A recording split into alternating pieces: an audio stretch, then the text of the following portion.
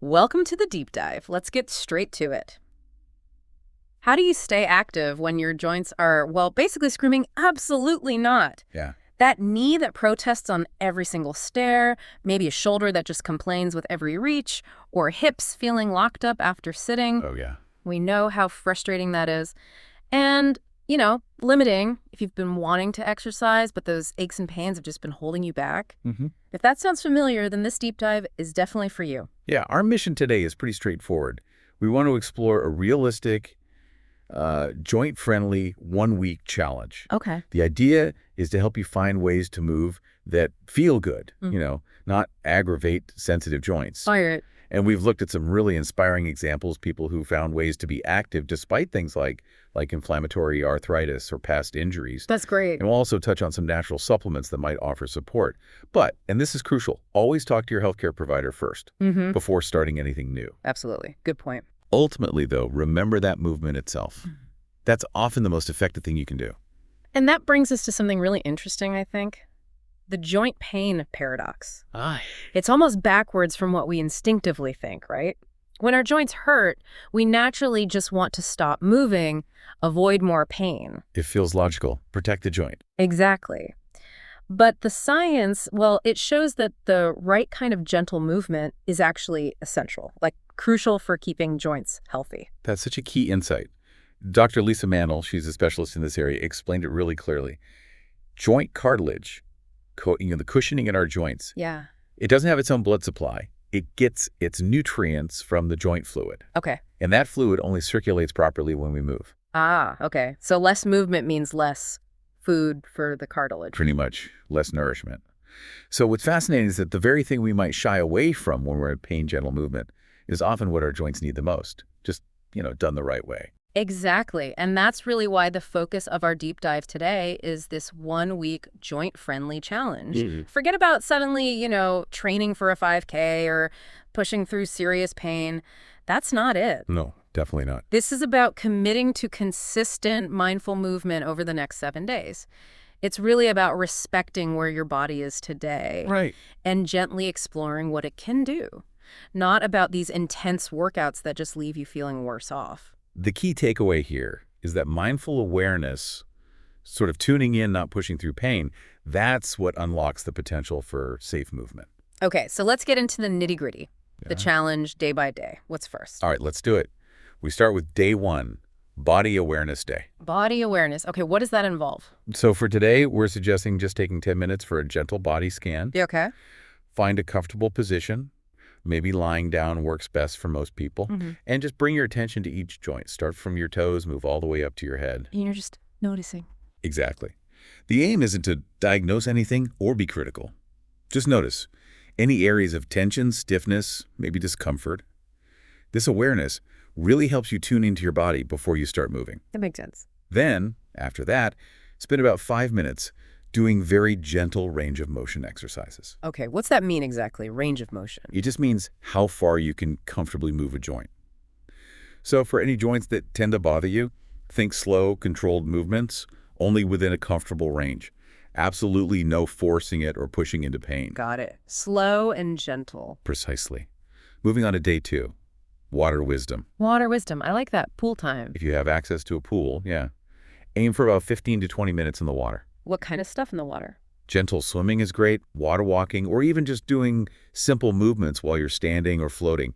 It can be incredibly beneficial. Why water specifically? Well, 2 main things. Water provides natural resistance, which helps gently strengthen muscles. Okay. But it also offers buoyancy, and that's the big one. It significantly reduces the pressure on your joints. So it takes the weight off. Exactly. That buoyancy is key. It allows movement with much less stress on those sensitive joints. Okay, but what if you don't have a pool? Not everyone does. Good point. Don't worry. You can still get some water wisdom in.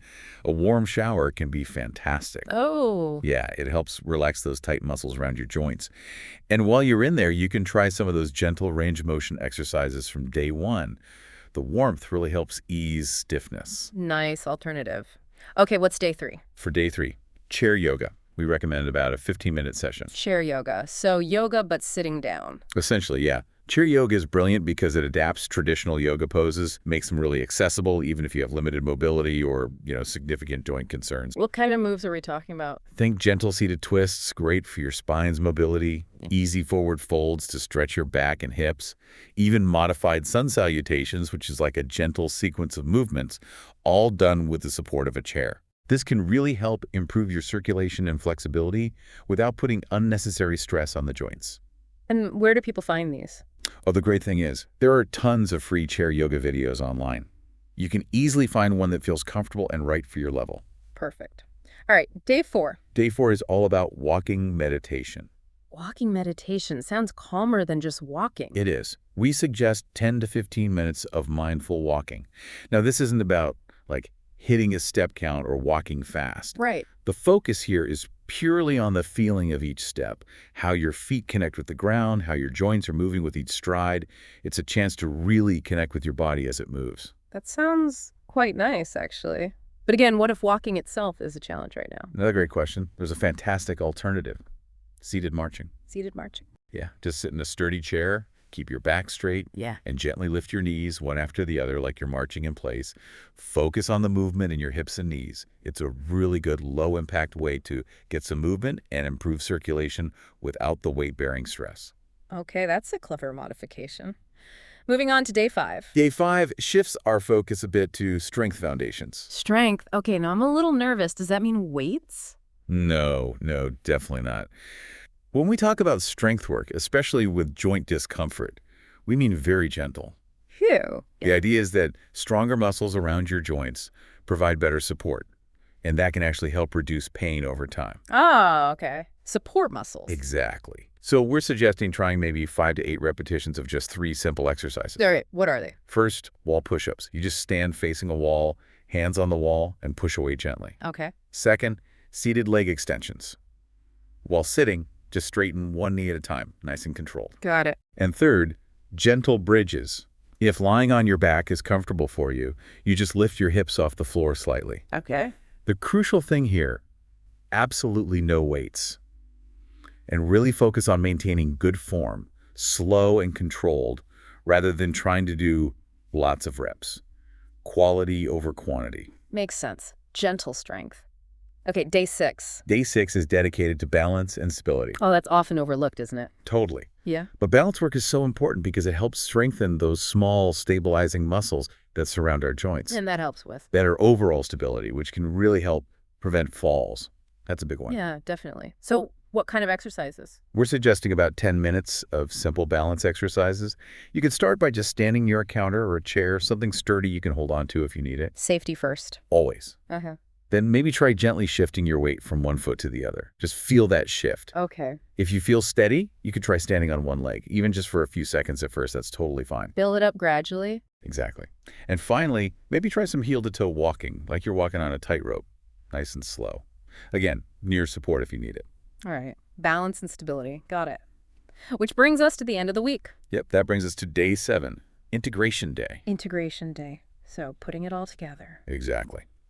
For today, we encourage you to combine your favorite elements from the first 6 days.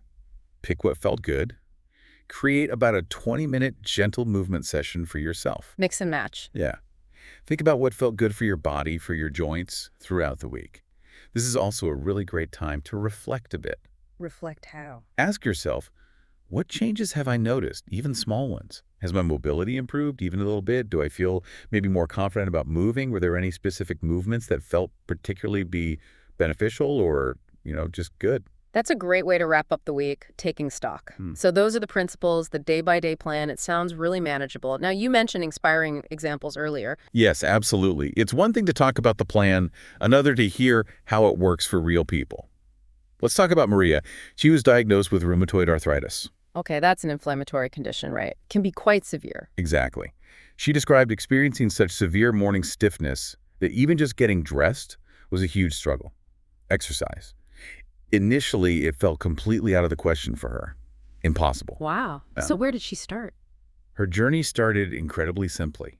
Just 5 minutes of gentle movement in warm water each morning. Just 5 minutes. That's it. As she put it, she was just moving her joints through their comfortable range, letting the water support her. And what happened? Over about 3 months, She gradually increased those water therapy sessions to 30 minutes. Mm-hmm. And now, she actually participates in water aerobics 3 times a week. That's amazing, from 5 minutes to water aerobic. It really is. And the incredible result is she's experienced a significant reduction in her pain. And her rheumatologist has been really impressed with how well she's maintained her joint function. That's fantastic. Maria's story is such a powerful reminder that it is absolutely okay to start incredibly small. If 5 minutes is all your body feels up for today, that's a perfect starting point. The key lesson there seems to be, starting super small is not just okay, it's effective. Precisely. Don't underestimate those small beginnings. Okay, who else? Next, we have James. He'd had knee replacement surgery. Oh, recovery from that can be tough. Yeah, he found the traditional physical therapy quite painful, actually. He was really feeling like giving up. I can imagine that's demoralizing. Very. But his turning point came when a physical therapist introduced him to Tai Chi. Tai Chi. The slow-flowing movements. Exactly. James found that those slow-flowing movements allowed him to gradually rebuild strength and stability in his knee, but without causing that extra aggravation he felt with other PT. Ah, so it suited his knee better. It seemed to. Within just a few weeks, he noticed a real improvement in his balance and just his overall confidence in moving around. That's huge. And remarkably, just 6 months later, he was back to enjoying gardening, something he honestly thought he might never be able to do again. Wow. Back in the garden. That's a great outcome. James's experience really highlights how important it can be to find alternative forms of movement, ones that truly respect your unique challenges and limitations. So the lesson there is maybe don't be afraid to look beyond the standard stuff. Find what works for you. Exactly. Finding alternative movement forms can be crucial. Okay, one more story. Yes, finally we have Diane. She was dealing with a double challenge. Yeah. Osteoarthritis, which is that common wear and tear type. Right. And also weight concerns. She described it as this really tough cycle.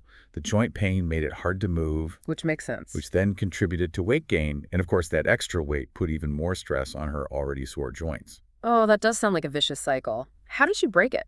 Diane started with a very, very gentle approach. Focused mostly on seated exercises, and then added very short standing intervals. Literally began with just 30 seconds of standing exercise, followed by a period of seated recovery. 30 seconds. Tiny steps. But over time, she gradually increased how long she could stand. And she also made positive changes to her nutrition alongside the movement. So tackling both sides. Yes, a combined approach. Yeah. And the results have been really significant. Over about 14 months, Diane lost an impressive 47 pounds. Wow. 47 pounds. And now, she walks for 30 minutes every single day.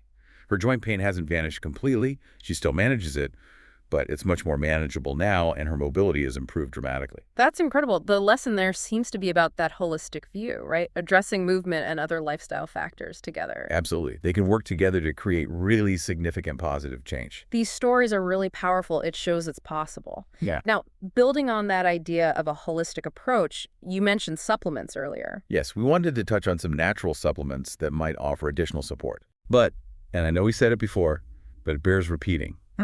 It is so important to preface this by saying you should always consult with your healthcare provider before starting any new supplement. Right. Especially if you're taking other medications. Interactions are a real thing. Absolutely critical. So with that huge caveat firmly in place, Understood. Let's briefly look at a few that are commonly discussed. First up, omega-3 fatty acids. Okay, the fish oils, flax seeds. Exactly. Fatty fish, flax seeds, walnuts. Yeah. These have known anti-inflammatory properties, Right. which may help to reduce joint pain and stiffness. Some research suggests that a daily intake of maybe 2 to 3 grams might be beneficial for people with inflammatory joint conditions. Interesting. It works on inflammation pathways. That's the thinking, yeah. How they influence the body's inflammatory processes. Okay, what's next? Next up is turmeric, or more specifically, its active compound, curcumin. Ah, turmeric. Very popular. It is. Curcumin is known for its powerful anti-inflammatory effects. Some studies have indicated that it might help reduce joint pain and improve function in people with arthritis. Might help, okay? Yeah, and it's worth noting that for therapeutic effects, you usually need supplements. The amount of curcumin you get from just, sprinkling turmeric on your food is relatively small. Right, you'd need a lot of curry. Exactly. Yeah. And the key thing here is that it seems to target inflammation in a slightly different way than omega-3s do. Okay, different mechanisms. What else? We also hear a lot about glucosamine and chondroitin. Yes, those are often sold together. They are. They're natural components of the cartilage in our joints. So the idea is putting back what's wearing away. Sort of. Some research suggests they might help slow down the deterioration of cartilage and reduce pain, particularly in osteoarthritis of the knee. Okay, particularly the knee. That's where a lot of the research is focused. However, it's important to know that the research results here have been somewhat mixed. Ah, okay. Not a sure thing. Not a sure thing for everyone, no.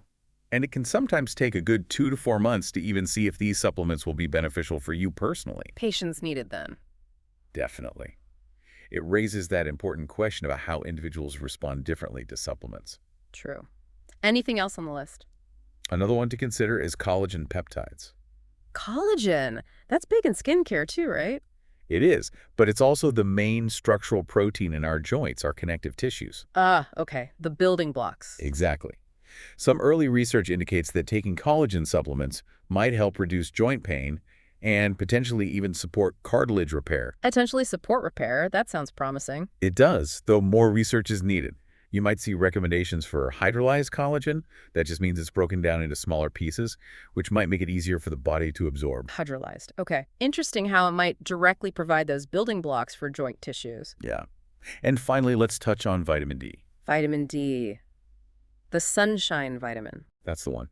It's actually quite common for people with joint issues to have less than optimal levels of vitamin D.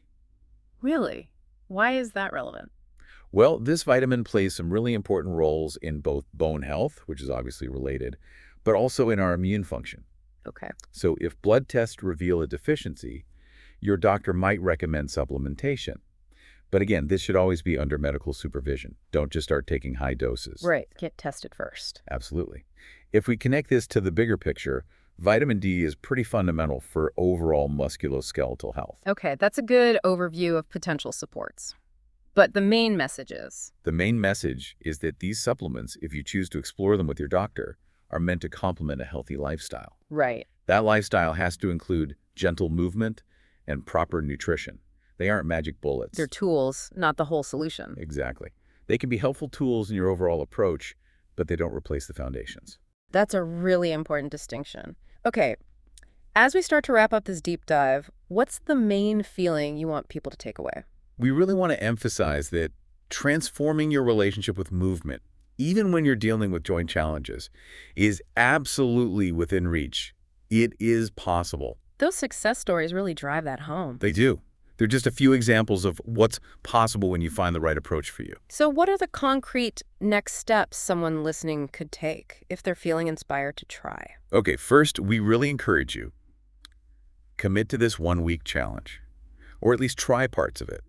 Mark it on your calendar, maybe. Make it an important appointment with yourself. Treat it seriously. Yeah. And throughout the week, or even just for a few days, take some time to track how you're feeling.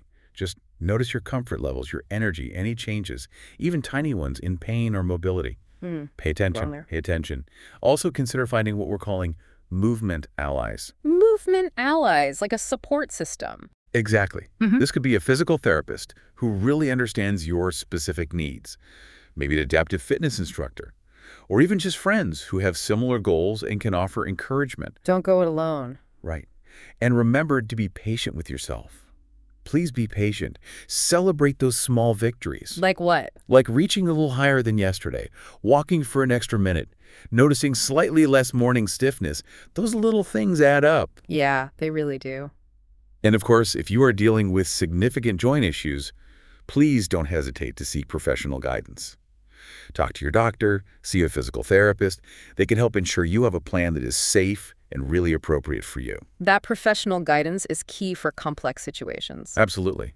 Look, the ultimate goal here isn't about achieving some, arbitrary level of fitness or getting back to perfect mobility necessarily. Right. It's about discovering your own unique path, finding ways to move more comfortably, more confidently. Because as we've seen and discussed, movement truly is a powerful form of medicine. Movement is medicine. I like that. So a final thought for our listeners to maybe take away. Yeah, maybe just as you go about your day-to-day, take a moment to consider, What kind of gentle movement might you be willing to try first? Even just one thing from the challenge. And think about how even those small, consistent efforts could really start to shift your experience with your body and your joints. Start small, stay consistent, and see what happens. Thanks for diving deep with us today.